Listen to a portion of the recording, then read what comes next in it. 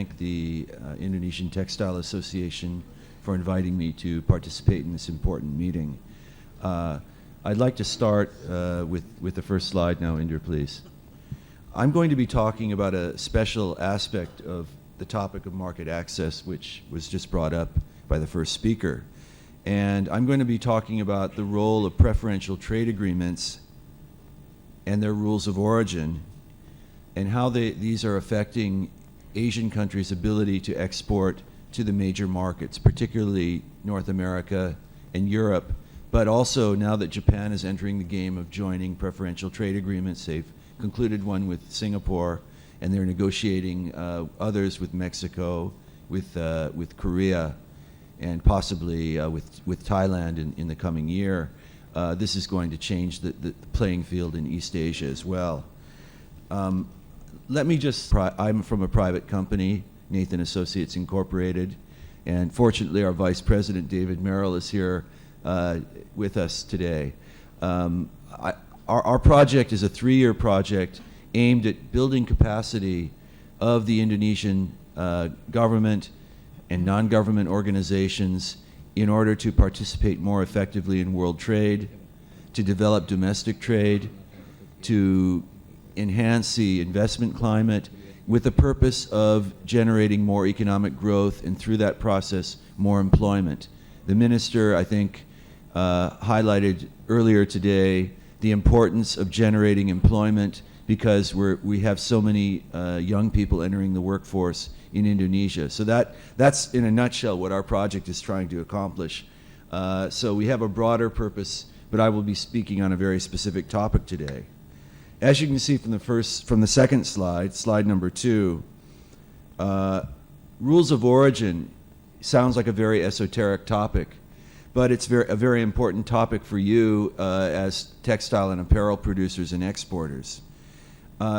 Rules of origin are what are used by preferential trading agreements to make sure that the benefits of the agreement accrue to the parties to the agreement.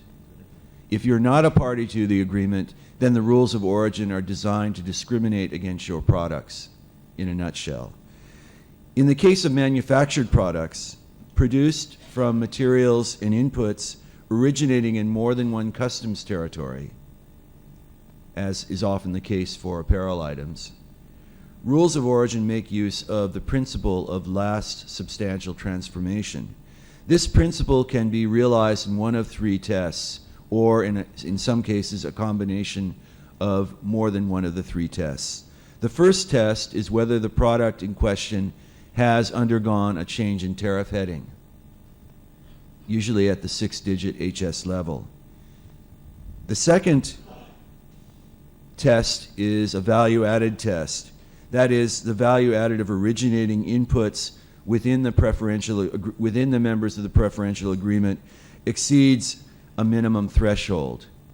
This could also be that the import content not originating in the member countries, member states, does not exceed a maximum threshold. So it can be either way. The third test is a specific manufacturing process that confers origin upon a particular product. An example of this is the diffusion process that semiconductors undergo in the European market. To have European Union or European communities duty-free treatment for semiconductors, those semiconductors must undergo the diffusion process within member states of the European Union. This was used in an anti-dumping case against Japan, and after Japan had invested in semiconductor factories in the European Union, they learned that they weren't going to get beneficial treatment because of this rule of origin. So it can be quite expensive to ignore rules of origin. Next slide, please. Rules of origin governing market access in textiles and apparel under various types of reciprocal and non-reciprocal preferential trade agreements have often been designed to be particularly restrictive. Now, a reciprocal type of preferential trade agreement is a free trade agreement. That is, parties to the free trade agreement extend mutually market access to one another, but they do not want to extend that market access to non-members, and that's why they have rules of origin. Non-reciprocal preferential trade agreements are like the old Generalized System of Preference, GSP system. But these are emerging, in particular in the U.S. case. We have allowed the sub-Saharan African states access to our textile and apparel market through the African Growth and Opportunity Act. And under this act, there are very specific rules of origin that apply to identify those products which are eligible for preferential tariffs in the U.S. market. And the African states do not have to reciprocate by lowering their tariffs to the United States, mainly because they're very lack much industry. They're very least developed countries, and the U.S. is doing this to try to help them develop manufacturing capacity, particularly in the apparel industry. Europe also has agreements of this sort with the ACP countries. I give an example of a restrictive rule of origin, and I take the example of the North American Free Trade Agreement, which was negotiated between the United States, Mexico, and Canada. In the NAFTA, generally speaking, we require that a yarn forward rule requiring that all inputs used in weaving or knitting, dyeing and finishing, as well as of the fabric, as well as of the forming, cutting, and sewing of the apparel items be done within the member states. In some cases, even the fibers used to spin the yarn must originate within the member states. This is essentially equivalent to a 100% local content requirement. Now, the Uruguay Round Agreement did include an agreement on rules of origin that established a working group on non-preferential rules of origin, but it only contains a non-binding common declaration with regard to preferential rules of origin. So again, my point is that you need to know about these rules of origin in order to understand how they're going to affect your market access. Next slide, please. Okay. Now, rules of origin determine the eligibility of products for tariff preferences under various types of trade agreements. Under the NAFTA, Mexico won quota-free access to the United States market for textiles and apparel in exchange for its agreement on the yarn forward rule. In the case of Canada, Canada had a very particular interest in that its major export of apparel to the United States is in the form of woolen suits. And it won a very generous increase in the tariff rate quota, or the amount of woolen suits it could export up to a cap to the United States under the NAFTA agreement in turn for its acquiescence in the yarn forward rule.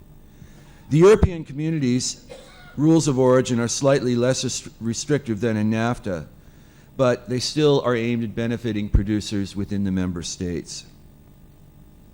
Okay. The world, the next slide, please.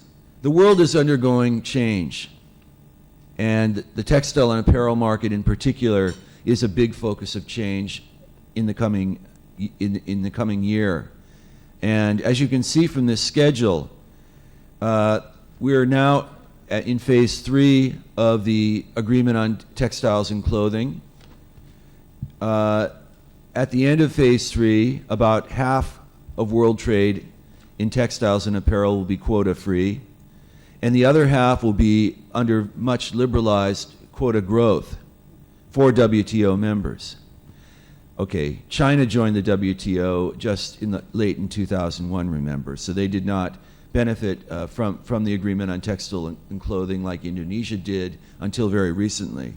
But you can see what's happening in 2005, January 1, 49% of trade as measured by 1990 volumes in WTO member countries will become quota-free.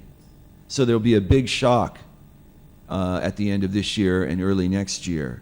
No more quotas. Okay, next slide. Now, the major changes that are taking place are not limited to just this change under the WTO, which really means a full integration of clothing and textiles into the WTO system for the first time in over 40 years. It also is being affected by other major developments. The second major development I mentioned, the entry of China into the WTO as of late 2001, and its improved market access now as a result of that.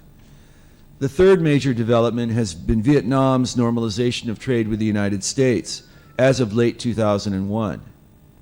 We'll see the consequences of that in some of the data tables I will put up. The fourth is the increased incidence of preferential trade agreements giving improved market access to member states. And the fifth is the failure of the Doha round to advance. And this means that MFN tariff levels on textiles and apparel will continue to remain high, conferring significant margins of preference to participants in preferential trade. And again, the importance of rules of origin comes out as a result of that. Now, preferential trade agreements have very significant, next slide please, potential to alter global trade patterns in textiles and apparel, to the advantage of members such as Mexico and to the disadvantage of non-members such as Indonesia. And we can see this by looking at some of the data from NAFTA. I'm going to be comparing performance of textiles and apparel in NAFTA, which has preferences, of Indonesia and NAFTA members and East Asia generally, and then I'm going to look at Japan, which has at least up until 2000